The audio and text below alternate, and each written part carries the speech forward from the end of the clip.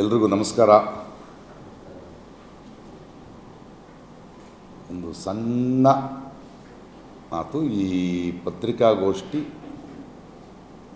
ರಂಗಭೂಮಿ ನಿರ್ದಿಗಂತಕ್ಕೆ ಮಾತ್ರ ಸೀಮಿತವಾಗಿರಲಿ ಅಂತ ನಗ್ತಿದ್ದಾರೆ ಅವರು. ಸಾಕಷ್ಟು ಪ್ರಶ್ನೆಗಳಿರುತ್ತೆ, ಪ್ರಶ್ನೆಗಳಿಗೆ ಉತ್ತರ ಕೊಡ್ತೇನೆ, ಆದರೆ ಅದು ಫೋಕಸ್ಸು ನಾವು ಏನು ಮಾಡ್ತಿದ್ದೀವಿ ಅದ್ರ ಬಗ್ಗೆ ಇರಲಿ ಅಂತ. ಮಿಕ್ಕಿದ್ದೆಲ್ಲ ಇನ್ನೊಂದು ಸಲ ಭೇಟಿಯಾದಾಗ ಮಾತಾಡೋಣ. ತಮಗೆಲ್ಲ ಈಗಾಗಲೇ ಗೊತ್ತಿರ್ಬೋದು,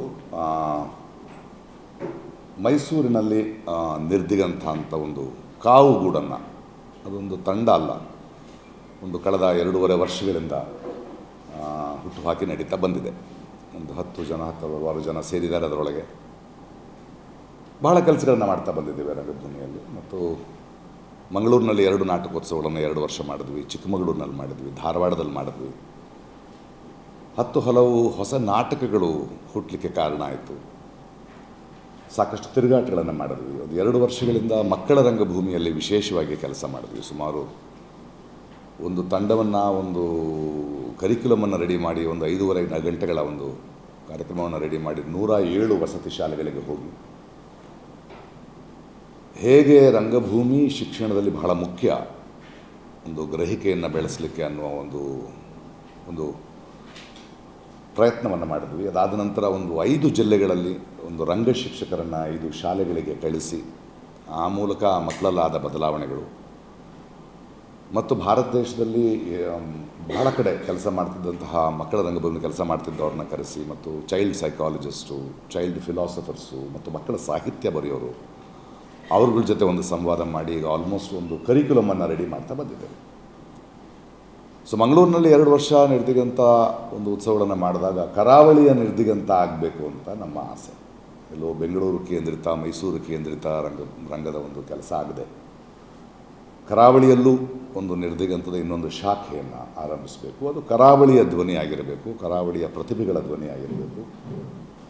ಮತ್ತು ಇಲ್ಲಿ ಸಾಕಷ್ಟು ಕೆಲಸಗಳು ನಡೀತಾ ಇದೆ. ಇಲ್ಲಿರುವ ತಂಡೋಪತಂಡಗಳು ಕಳೆದ 1 ವಾರದಿಂದ ಮತ್ತು ಅದಕ್ಕೆ ಮುಂಚೆ ಕೂಡ ಎಲ್ಲರ ಜೊತೆ ಸಮಾಲೋಚನೆ ಮಾಡಿದ್ವಿ, ಎಲ್ಲರ ಜೊತೆ ಭೇಟಿಯಾದ್ವಿ. ಮಾಡ್ತಿರೋ ಕೆಲಸ ಬಹಳ ದೊಡ್ಡದು. ಸೊ ಇದೊಂದು ನಿರ್ದಿಗಂತ ಒಂದು ರಂಗ ತಂಡ ಅಲ್ಲ, ಒಂದು ರಂಗಭೂಮಿಯ ಮತ್ತು ಸಾಂಸ್ಕೃತಿಕ ಚಟುವಟಿಕೆಗಳಿಗೆ ಒಂದು ಅದನ್ನು ಇನ್ನೂ ದೃಢವಾಗಿಸುವ, ಸದೃಢವಾಗಿಸುವ, ಸಂಪದ್ಭರಿಸುವಾಗುವ ಒಂದು ಪ್ರಕ್ರಿಯೆಯಲ್ಲಿ ಪಾಲ್ಗೊಳ್ಳಬೇಕು ಅಂತ ಭಾಳ ಅದ್ಭುತವಾದ ಪ್ರೀತಿಯ ಆಹ್ವಾನ ಎಲ್ಲರ ಅಪ್ಪುಗೆ ನಮಗೆ ಹೇಳಿಸಿದೆ. ಒಬ್ಬೊಬ್ಬರನ್ನು ನಾನು ಭೇಟಿ ಮಾಡಿದಾಗಲೂ ಕೂಡ ಇಲ್ಲಿ ನಡೀತಿರುವಂತಹ ನಾಟಕಗಳಿರ್ಬೋದು, ಇಲ್ಲವ ನಾಟಕೋತ್ಸವಗಳಿರ್ಬೋದು, ಮಕ್ಕಳ ರಂಗಭೂಮಿ ಬಗ್ಗೆ ನಡೀತಿರೋ ಕೆಲಸ ಇರ್ಬೋದು, ಬಹಳ ಅದ್ಭುತವಾಗಿ ನಡೀತಿದೆ. ಮತ್ತು ಆ ಒಂದು ದೊಡ್ಡ ಹರಿಯುವ ನದಿಯಲ್ಲಿ ಸಣ್ಣ ಝರಿಯಾಗಿ ಕರಾವಳಿಯ ನಿರ್ದಿಗಂತ ಶುರುವಾಗಿದೆ. ತಮ್ಮನ್ನೆಲ್ಲ ಭೇಟಿಯಾಗುವ ಮತ್ತು ಎಲ್ಲ ರಂಗಕರ್ಮಿಗಳ ಜೊತೆ ಒಂದು ಸಂವಾದ ನಡೆಸುವಾಗ 18ರಿಂದ ನಾವೊಂದು ಕರಾವಳಿಯ ನಿರ್ದಿಗಂತೋತ್ಸವವನ್ನು ಮಾಡ್ತಾಯಿದ್ದೇವೆ. 18ನೇ ತಾರೀಕು 3 ಮಕ್ಕಳ ನಾಟಕಗಳ ಮೂಲಕ ಮಾಡ್ತಾಯಿದ್ದೇವೆ. ಮಕ್ಕಳ ನಾಟಕಗಳು, ಮಕ್ಕಳ ರಂಗಭೂಮಿ ಬಹಳ ಮುಖ್ಯ ಅಂತ ನಿರ್ದಿಗಂತ ಅಂದ್ಕೊಳ್ತದೆ. ಯಾಕಂದರೆ ಇದು ಯಾರನ್ನೋ ನಟರನ್ನಾಗಿಸುವ ಕೆಲಸ ಪ್ರಕ್ರಿಯೆ ಅಲ್ಲ, ಮಕ್ಕಳಲ್ಲಿ ಗ್ರಹಿಕೆಯ ಸೂಕ್ಷ್ಮತೆಯನ್ನು ಇನ್ನೂ ಶಾರ್ಪ್ಗೊಳಿಸುವ ಒಂದು ಪ್ರಕ್ರಿಯೆ. ಸೊ 3 ಮಕ್ಕಳ ನಾಟಕಗಳಿವೆ. 3 ನಾಟಕಗಳು ಕೂಡ ಇತ್ತೀಚೆಗೆ ನಾವು 5 ಜಿಲ್ಲೆಗಳಲ್ಲಿ ಏನು ನಾಟಕಗಳನ್ನು, ಶಾಲೆಗಳನ್ನು ಆಯ್ದುಕೊಂಡಿದ್ವಿ, ಅವರ ನಾಟಕೋತ್ಸವ ಮೈಸೂರಿನಲ್ಲಿ ಮಾಡಿದ್ವಿ. ಮಕ್ಕಳ ಎನರ್ಜಿ ಇರ್ಬೋದು, ಅವರ ಗ್ರಹಿಕೆ ಇರ್ಬೋದು, ಅವರ ಮಾತುಗಳೇ ಸ್ಕ್ರಿಪ್ಟ್ಗೆ ಬರೆಯೋದಿರ್ಬೋದು, ಒಂದು ಅದ್ಭುತವಾದ ಒಂದು ಮೈ ಜುಮ್ ಅನ್ನುವಂಥ ಒಂದು ಅದ್ಭುತವಾದ ಪರ್ಫಾರ್ಮೆನ್ಸ್ ಮಾಡಿದ್ರು. ಹಾಗೆ ನಮ್ಮ ಹೊನ್ನಾವರದ ಬ್ರಹ್ಮಾವರದ ಮೊರಾರ್ಜಿ ದೇಸಾಯಿ ಶಾಲೆಯಿಂದ ರಕ್ಷಿತಿಯವರ ಬ್ಯೂಟಿ ಆ್ಯಂಡ್ ದ ಬೀಸ್ಟ್ ಒಂದು ನಾಟಕ ಇದೆ. ಮತ್ತು ಈ ಸಲ ಒಂದು ಸೈನ್ಸ್ ಪ್ಲೇನಲ್ಲಿ ಒಂದು ಅವಾರ್ಡ್ ತೆಗೆದುಕೊಂಡಂತಹ ಇಲ್ಲಿಯ ಮಕ್ಕಳ ಒಂದು ನಾಟಕ ಇದೆ. ಆಮೇಲೆ ಇನ್ನೊಂದು ಮಕ್ಕಳ ನಾಟಕ ನಾವು ಇಲ್ಲಿ ಮಣಿಪಾಲದಲ್ಲಿ ಮಾಡಿದ್ದೇವೆ. ಅದಲ್ಲದೆ ಗಣೇಶ್ ಮಂದರ್ತಿಯವರು ಲೋಹಿಯಾ ಅವರ ಚಿಂತನೆಗಳನ್ನು ಆಧರಿಸಿ ಒಂದು ನಾಟಕ ಮಾಡಿದ್ದಾರೆ, ರಾಮ ಕೃಷ್ಣ ಶಿವ ಅಂತ. ಆನಂತರ ಸಂಗಮ ಕಲಾವಿದರು ದೇವರ ಆತ್ಮಹತ್ಯೆ ಅಂತ ಒಂದು ನಾಟಕವನ್ನು ಮಾಡಿಸಿದ್ದೇವೆ. ಶಕೀಲ್ ಅವರು ಕೊಡಲ್ಲ ಅಂದರೆ ಕೊಡಲ್ಲ ಅಂತ ಒಂದು ಇಂಟ್ರೆಸ್ಟಿಂಗ್ ಆದ ಒಂದು ನಾಟಕದ ತಿರುಗಾಟದಲ್ಲಿದೆ. ಇದಿಷ್ಟೇ. ನೀವು ಪತ್ರಿಕೋದ್ಯಮ, ಪತ್ರಿಕೆಯ ಮಿತ್ರರು ಈ ಥರದ ಚಟುವಟಿಕೆಗಳನ್ನು ಜನರಿಗೆ ತಲುಪಿಸೋದು ಮತ್ತು ಮಾಡ್ತಿರುವ ಕೆಲಸವನ್ನು ವಿಮರ್ಶಾತ್ಮಕವಾಗಿ ನೋಡೋದು, ಆ ವಿಮರ್ಶೆಗಳನ್ನು ಬರೆಯೋದು, ಇದು ಬಹಳ ಮುಖ್ಯ ಆಗುತ್ತೆ. ನಾವು ಯಾವ ಥರದ ನಾಟಕಗಳು ಯಾರು ಮಾಡ್ತಿದ್ದಾರೆ, ಏನು ಮಾಡ್ತಿದ್ದಾರೆ ಈ ಮಕ್ಕಳು, ಏನು ಮಾಡ್ತಿದ್ದಾರೆ ಯುವಕರು, ಇದನ್ನು ಜನರಿಗೆ ತಲುಪಿಸುವ ಮತ್ತು ವಿಮರ್ಶಾತ್ಮಕವಾಗಿ ನೋಡುವ ಒಂದು ಪ್ರಕ್ರಿಯೆಯೂ ಆಗಬೇಕು. ಈ ನಿಟ್ಟಿನಲ್ಲಿ ನಿಮ್ಮನ್ನು ಇನ್ವೈಟ್ ಮಾಡಲಿಕ್ಕೆ ಈ ಪತ್ರಿಕಾಗೋಷ್ಠಿ. ಮಾತಾಡಿದ್ದು ಸಾಕು ಅನಿಸುತ್ತೆ. ಕರಾವಳಿಯ ನಿರ್ದಿಗಂತದ ಬಗ್ಗೆ ಅಥವಾ ಈ ಪ್ರಕ್ರಿಯೆ ಬಗ್ಗೆ ನಿಮಗೇನಾದರೂ ಪ್ರಶ್ನೆಗಳಿದ್ದರೆ ಅದಕ್ಕೆ ಉತ್ತರ ಕೊಡಲಿಕ್ಕೆ ರೆಡಿ ಇದೆ. ನಿರ್ದಿಗಂತದ ಬಗ್ಗೆ ಮಾತ್ರ. ಉದ್ಘಾಟನೆ ನಮ್ಮ ಫಕೀರ್ ಮೊಹಮ್ಮದ್ ಕಟ್ಪಾಡಿ ಅವರು ಮಾಡ್ತಾ ಇದ್ದಾರೆ. ಅದು 18ರ ಸಂಜೆ ಇರುತ್ತೆ. ಬೆಳಗ್ಗೆ ಮಕ್ಕಳ ನಾಟಕ ಉದ್ಘಾಟನೆ ಇರುತ್ತೆ.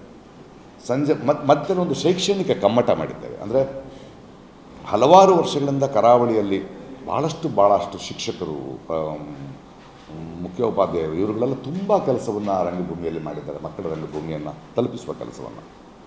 ಆವತ್ತು ಒಂದು ಭಾವಿ ಶಿಕ್ಷಕರು ಏನಿದ್ದಾರೆ, ಬೇರೆ 100-150 ಶಿಕ್ಷಕರು ಬಂದು ಸೇರ್ತಾರೆ. ಒಂದು ದಾಟಿಸುವ ಕ್ರಿಯೆ, ಎಷ್ಟು ಕೆಲಸ ಮಾಡಿದ್ದಾರೆ ಅಂತ ಅವರನ್ನು ಗೌರವಿಸುತ್ತಾ ಇದರ ಪ್ರಾಮುಖ್ಯತೆ ಏನು ಅಂತ ಭಾವಿ ಶಿಕ್ಷಕರಿಗೆ ಹೇಳಬೇಕು. ಯಾಕಂದರೆ ಶಿಕ್ಷಕರು ಇಲ್ಲದಿದ್ದರೆ ಶಿಕ್ಷಕರ ಮಕ್ಕಳ ರಂಗಭೂಮಿ ಬೆಳೆಯೋಕ್ಕೆ ಸಾಧ್ಯ ಇಲ್ಲ ಶಾಲಾ ಕಾಲೇಜುಗಳಲ್ಲಿ. ಅದಕ್ಕೆ ನಾವೆಲ್ಲ ಕೂತ್ಕೊಂಡು ಸಾಕ್ಷಿ ಆಗೋದಷ್ಟೇ. ಸೊ ಆ ಥರದೊಂದು ಕಮ್ಮಟವನ್ನು ಇಟ್ಟಿದ್ದೇವೆ. ಆ ಕಮ್ಮಟ ಆದ ತಕ್ಷಣ ಕೊನೆಯ ಮಕ್ಕಳ ನಾಟಕಕ್ಕೆ ಮುಂಚೆ ನಮ್ಮ ಫಕೀರ್ ಮೊಹಮ್ಮದ್ ಕಟ್ಪಾಡಿ ಅವರಿಂದ, ತುಂಬ ಸಾಹಿತಿ ಮತ್ತು ಚಿಂತಕರು ಅವರಿಂದ ಉದ್ಘಾಟನೆ ಆಗುತ್ತೆ. 17ನೇ ತಾರೀಕು ಸಂಜೆ ಸಂಗಮ ಕಲಾವಿದರ ನಿರ್ದಿಗಂತದ ಪ್ರಸ್ತುತಿ ಅವ್ರ ಜೊತೆ ಮಾಡಿದ್ದು ದೇವರ ಆತ್ಮಹತ್ಯೆ, ರಮೇಶ್ ಕೆ ಬಣಕಲ್ ಅವರ ನಿರ್ದೇಶನದಲ್ಲಿ. 20ನೇ ತಾರೀಕು ಸಂಜೆ ರಾಮಕೃಷ್ಣ ಶಿವ, ನಾನು ಹೇಳಿದಾಗ ಲೋಹಿಯ ಲೇಖನಗಳನ್ನು ಆಧರಿಸಿದ ನಾಟಕ. ನಮ್ಮ ಗಣೇಶ್ ಮಂದತ್ತಿ ನಿಮಗೆಲ್ಲರಿಗೂ ಗೊತ್ತು, ಭಾಳ ಅದ್ಭುತವಾದ ನಿರ್ದೇಶಕರು ಅವ್ರು ಮಾಡಿದ್ದಾರೆ. ಅದಾದ ನಂತರ 21ನೇ ತಾರೀಕಿಗೆ ನಾನು ವೇದಿಕೆಯಲ್ಲಿರ್ತೇನೆ. ಒಂದು ಸಮತೆಯ ಹಾಡುಗಳ ಒಂದು ಬ್ಯಾಂಡ್ ಇದೆ ನಮ್ಮಲ್ಲಿ. ಅದು ಸಮತೆಯ ಹಾಡುಗಳ ಒಂದು ಕಾರ್ಯಕ್ರಮವನ್ನು ಮಾಡಿ ನಂತರ ಕೊಡಲ್ಲ ಅಂದರೆ ಕೊಡಲ್ಲ ಶಕೀಲ್ ಅಹಮದ್ ಅವರ ನಾಟಕ ಇದೆ. ಇದು ಒಂದು ಆರಂಭ ಈ 4 ದಿನಗಳ ಉತ್ಸವ.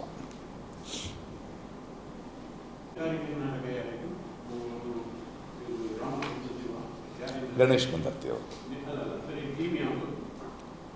ನಿರ್ದಿಗಂತದ ಟೀಮ್. ಹೌದು, ನಿರ್ದಿಗಂತ ಕರಾವಳಿಯ ನಿರ್ದಿಗಂತ. ಹೌದು, ಬಂದು 3 ತಿಂಗಳೇ ಅಸ್ತಿತ್ವಕ್ಕೆ ಬಂದ ಮೇಲೆ ಸುಮ್ಮನೆ ಅನೌನ್ಸ್ ಮಾಡೋದ್ರ ಬದಲು ಒಂದು 3 ತಿಂಗಳ ಕಾಲ ನಾವು ರಿಹರ್ಸಲ್ ಮಾಡಿ ಒಂದಷ್ಟು ರೆಡಿ ಮಾಡ್ಕೊಂಡು ಬರೋದು ಬೆಟರ್ ಅಲ್ವ. ನಾವು ಮಾಡೋ ಕೆಲಸದ ಮೂಲಕ, ಕರಾವಳಿಯ ಕೆಲಸದ ಮೂಲಕ ಆಗಬೇಕು.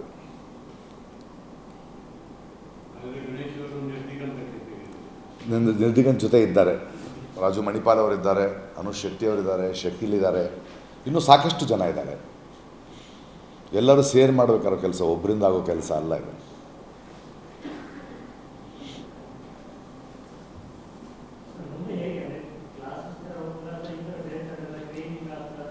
ಕಾಲೇಜು ರಂಗಭೂಮಿಯಲ್ಲಿ ಕೆಲಸಗಳನ್ನ ಮಾಡಬೇಕಾಗಿದೆ. ಮಕ್ಕಳ ಶಿಬಿರಗಳನ್ನು ಮಾಡಬೇಕಾಗಿದೆ. ಇವತ್ತು ಮಕ್ಕಳ ಶಿಬಿರಗಳು ಒಂಥರ ಬಿಸ್ನೆಸ್ ಥರ ಆಗೋಗ್ಬಿಟ್ಟಿದೆ, ಕಾರ್ಪೊರೇಟ್. ಹಾಗಲ್ಲದೆ ಅದಕ್ಕೊಂದು ಪಠ್ಯವನ್ನು ರೆಡಿ ಮಾಡಿ ಇಲ್ಲಿಯ ಬೇರೆ ಬೇರೆ ತಂಡಗಳ ಜೊತೆ ಸೇರಿಕೊಂಡು ಎಲ್ಲರೂ ಸೇರಿ ಆಯಾ ತಂಡಗಳು ಮಕ್ಕಳ ಜೊತೆ ನಾವು ನಾಟಕ ಮಾಡಿದಾಗ ಅಥವಾ ಶಿಬಿರಗಳನ್ನ ಮಾಡಿದಾಗ ತುಂಬ ಜವಾಬ್ದಾರಿಯಿಂದ ಮಾಡಬೇಕಾಗತ್ತೆ. ಅರ್ಥ ಆಗ್ತಿಲ್ಲ? ಹಾಂ, ಆಗಿಲ್ಲ. ಇನ್ನೊಂದಷ್ಟು ಮಾಡ್ತಾ ಹೋಗಬೇಕು ಅಂತ. ಅಂದರೆ ಅದರಲ್ಲಿ ಪಠ್ಯಗಳು ಯಾವ ಥರ ಇರಬೇಕು, ನಾವೆಲ್ಲ ಸೇರಿ ಮಾಡ್ತಾ ಹೋಗಬೇಕು. ಅದು ತುಂಬ ಮುಖ್ಯ. ಮಕ್ಕಳ ರಂಗಭೂಮಿ ಮಕ್ಕಳ ಮನಸ್ಸಿಗೆ ತುಂಬ ಮುಖ್ಯವಾದ ಒಂದು ಘಟ್ಟ ಅಲ್ಲ, ಒಂದು ಇಂಪಾರ್ಟೆಂಟ್ ಫ್ಯಾಕ್ಟರ್ ಅಲ್ವ ಮಕ್ಕಳು. ಮತ್ತು ಯಂಗ್ಸ್ಟರ್ಸ್ ಕಾಲೇಜ್ ರಂಗಭೂಮಿಯನ್ನು ಮಾಡಬೇಕು, ಬೇರೆ ಬೇರೆ ಉತ್ಸವಗಳಲ್ಲಿ ಪಾಲ್ಗೊಳ್ಳಬೇಕು, ಹೊಸ ಹೊಸ ನಾಟಕಗಳು ಕರಾವಳಿಯಿಂದ ಬರಬೇಕು. ಎಲ್ಲಿಂದನೂ ತೊಗೊಂಡು ಬಂದು ಇಲ್ಲಿ ಆಡಿಸೋದಲ್ಲ. ಕರಾವಳಿಯ ಪ್ರತಿಭೆಗಳು, ಕರಾವಳಿಯ ನಿರ್ದೇಶಕರು, ಕರಾವಳಿಯ ಸಂಗೀತ, ಇಲ್ಲಿಯ ಉಪಮೆಗಳು, ಇವುಗಳನ್ನು ಹುಟ್ಟೋದಂದರೆ ಹೊಸ ಹೊಸ ನಾಟಕಗಳು ಹುಟ್ಟಬೇಕು, ಹಳೆ ನಾಟಕಗಳನ್ನೆಲ್ಲ. ಅದೊಂದು ಕಂಟಿನ್ಯೂಸ್ ಪ್ರಾಸೆಸ್ ಅದು. ಅದನ್ನು ಇಷ್ಟೆಲ್ಲ ಅಂತ ಹೇಳ್ತೀರಿ ನೀವು, ಒಂದು ಟೈಮ್ ಟೇಬಲ್ ಹಾಕ್ಕೊಂಡು ಮಾಡೋದಲ್ಲ, ಅದು ಹುಡುಕ್ತಾ ಹೋಗುವಂಥ ಕೆಲಸ. ಹಾಂ,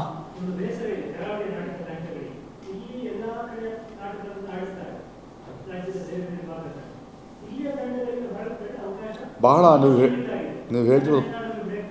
ಹೇಳ್ತಿರೋದು ತುಂಬ ದೊಡ್ಡ. ಈಗಾಗಲೇ ನಾವು ಈ ಸಂಘಟಕರದ್ದೇ ಒಂದು ಕಮ್ಮಟ ಮಾಡ್ತಾ ಇದ್ದೇವೆ. ಅಲ್ಲಿ ಧಾರವಾಡದಲ್ಲಿರ್ಬೋದು, ಹುಬ್ಬಳ್ಳಿಯಲ್ಲಿರ್ಬೋದು, ಬೆಂಗಳೂರಿನಲ್ಲಿರ್ಬೋದು. ಸೊ ಇವಾಗ ಯಾವಾಗಾದರೂ ಒಂದು ಹ್ಯೂಮನ್ ಚೈನ್ ಆಗುತ್ತೋ, ಇಲ್ಲಿಯ ನಾಟಕಗಳನ್ನು ಅವ್ರು ಕರೆಸ್ಕೊಳ್ಳೋದು, ಅವರ ನಾಟಕಗಳನ್ನು ನಾವು ಕರೆಸ್ಕೊಳ್ಳೋದು, ಈ ಪ್ರಕ್ರಿಯೆ ಆಗಲೇಬೇಕು.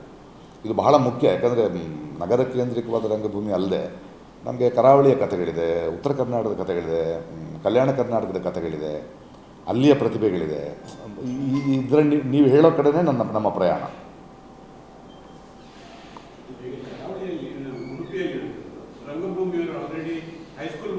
ಭಾಳ ಬ್ಯೂಟಿಫುಲ್. ನೆನ್ನೆ ಭೇಟಿಯಾಗಿದ್ದೆ, ಅವ್ರ ಜೊತೆ ಕೂತ್ಕೊಂಡು ಒಂದು ಮೀಟಿಂಗ್ ಮಾಡಿ. ತುಂಬ ದೊಡ್ಡ ಕೆಲಸ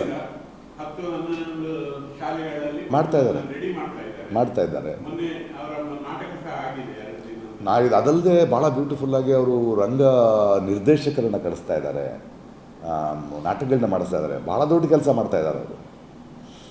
ನಿನ್ನೆ ಅವರನ್ನು ಭೇಟಿಯಾಗಿದ್ದೆ, ಅವರ ಆಫೀಸ್ನಲ್ಲಿ ಕೂತು ಒಂದಷ್ಟು ಮೀಟಿಂಗ್ ಮಾಡಿದ್ವಿ ನಾವು. ಭಾಳ ಬ್ಯೂಟಿಫುಲ್.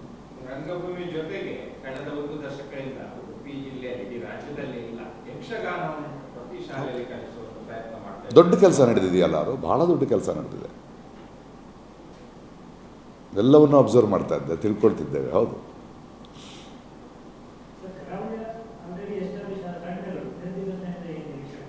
ಇವಾಗ ನೋಡಿ, ಇವಾಗ ಸಂಗಮ ಕಲಾವಿದರಿದೆ. ನಿರ್ದಿಗಂತ ಮಾತ್ರ ಅಲ್ಲ, ಸಂಗಮ ಕಲಾವಿದರು ನಾಟಕ ಮಾಡ್ತೀವಿ, ನಾವು ಅವ್ರ ಜೊತೆಗೂಡಿ ಸೇರಿ ಮಾಡುವ ಕೆಲಸವನ್ನು ಮಾಡ್ತಾ ಹೋಗಬೇಕು. ಅಲ್ಲಿಯ ನಟರು ಇಲ್ಲಿ ಬರುವಂಥ ಕೆಲಸ ಆಗಬೇಕು. ಸೊ ಬೇರೆ ಬೇರೆ ತಂಡಗಳನ್ನು, ಇವಾಗ ನಾವು 2 ವರ್ಷ ಮಂಗಳೂರಿನಲ್ಲಿ ಉತ್ಸವ ಮಾಡಿದಾಗಲೂ ಒಂದು ಈದಿ ಅಂತ ತುಳು ನಾಟಕವನ್ನು ಪ್ರೊಡ್ಯೂಸ್ ಮಾಡಿದ್ವಿ.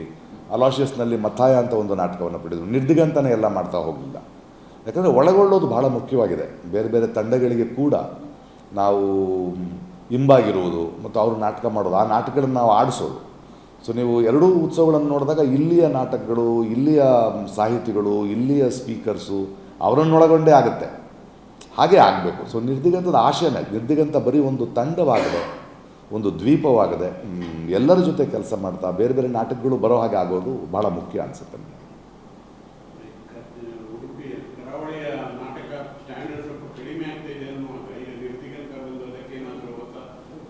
ಹಾಂ, ನಮಗೆ ಆ ಥರದ ಅಹಂಕಾರ ಇಲ್ಲ. ಅಲ್ಲ ನೋಡಿ, ಅದು ಬೆಳೆಸ್ತೀವಿ ಅನ್ನೋ ಅಹಂಕಾರ ಯಾವತ್ತಿರ್ಬೋದು. ನಾವು ಬೆಳೆಯೋಕ್ಕೆ ಬಿಡೋಣ ಅನ್ನೋದೇ ಇರಬೇಕು. ಆ ಥರ ನನಗೆ ತುಂಬ ಇಳಿದಿದೆ ಅಂತಲ್ಲ, ಅದು ನಿಮ್ಮ ವಿಮರ್ಶೆಯ ದೃಷ್ಟಿಯಿಂದ ನಿಮ್ಮ ಅನಿಸಿಕೆ ಇರ್ಬೋದು. ಇಲ್ಲ, ಅದು ಕಂಡುಕೊಳ್ಳುತ್ತೆ. ನಾವೆಲ್ಲರೂ ಒಟ್ಟಿಗೆ ಇದ್ದಾಗ ಹೊಸ ದಿಕ್ಕುಗಳು. ತುಂಬ ಮಕ್ಕಳ ಬಗ್ಗೆ ಎಷ್ಟು ಒಳ್ಳೆ ಕೆಲಸಗಳು ನಡೀತಾ ಇದೆ. ಇವರು ಹೇಳಿದಾಗ ಯಕ್ಷಗಾನ ಹೇಗೆ ಎಲ್ಲರನ್ನ ರೀಚ್ ಆಗಲಿಕ್ಕೆ ಸಾಧ್ಯ ಆಗಿದೆ, ಮತ್ತು ಎಷ್ಟು ಜನ ದಾನಿಗಳಿದ್ದಾರೆ. ಬರೀ ರಂಗಭೂಮಿಯ ತಂಡಗಳು ಮತ್ತು ಕಲಾವಿದರು ಮಾತ್ರ ಅಲ್ಲ, ಕೆಲವು ಸ್ಥಳಗಳನ್ನ ಕೊಟ್ಟವ್ರನ್ನ ನಾನು ಭೇಟಿ ಮಾಡಿದೆ. ಬಿಲ್ಡಿಂಗ್ ಕಟ್ಟಲಿಕ್ಕೆ ಹೆಲ್ಪ್ ಆಗಿದ್ದಾರೆ.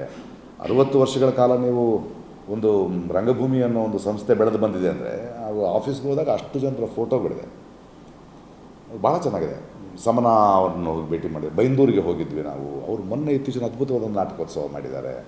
ಒಂದು ಹೊಸ ಸ್ಥಳ ತಗೊಂಡು ಅಲ್ಲಿ ಎಷ್ಟು ಮನೆಗಳಲ್ಲಿ, ಸಣ್ಣ ಮನೆಗಳಲ್ಲಿ ಕೂಡ ಚಿಕ್ಕ ತಾಲೀಮಿನ ಸೆಂಟರ್ಗಳನ್ನ ಮಾಡ್ಕೊಂಡಿದ್ದಾರೆ. ಅಂದರೆ ತುಂಬ ಚಟುವಟಿಕೆಯಿಂದ ಕೂಡಿದೆ.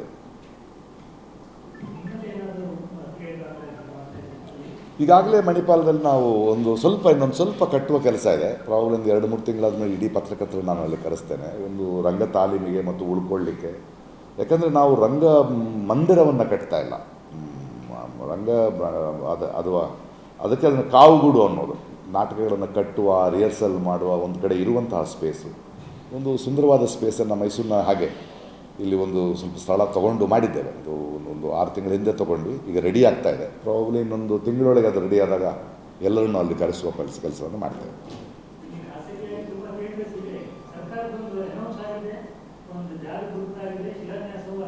ಯಾರು? ಅದು ಸರ್ಕಾರ ಮಾಡೋದು ಮಾಡಲಿ. ನಾವು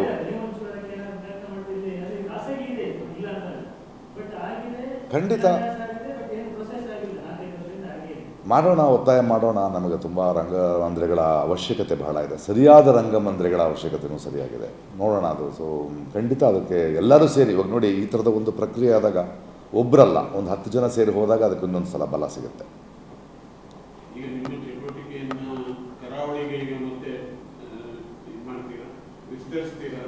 ನನ್ನ ಚಟುವಟಿಕೆ ಅಲ್ಲ ಅದು, ಕರಾವಳಿಯ ಚಟುವಟಿಕೆ ವಿಸ್ತಾರ ಆಗುತ್ತೆ. ಕರಾವಳಿಯ ಪ್ರತಿಭೆಗಳು, ಕರಾವಳಿಯ ನಿರ್ದೇಶಕರು ಅದನ್ನು ಮಾಡ್ತಾರೆ. ನಾನು ಬಂದು ಮಾಡೋದೇನಿದೆ ಅಲ್ವೇ? ನನಗೆ ಸ್ಫೂರ್ತಿ ಕೊಡುವಂಥ 100 ಜನ ಇದ್ದಾರೆ ಇಲ್ಲಿ. ದೊಡ್ಡ ನದಿಯಲ್ಲಿ ಇನ್ನೊಂದು ಸಣ್ಣ ಜರಿಯಾಗಿ ಹರಿಯೋದಷ್ಟೇ.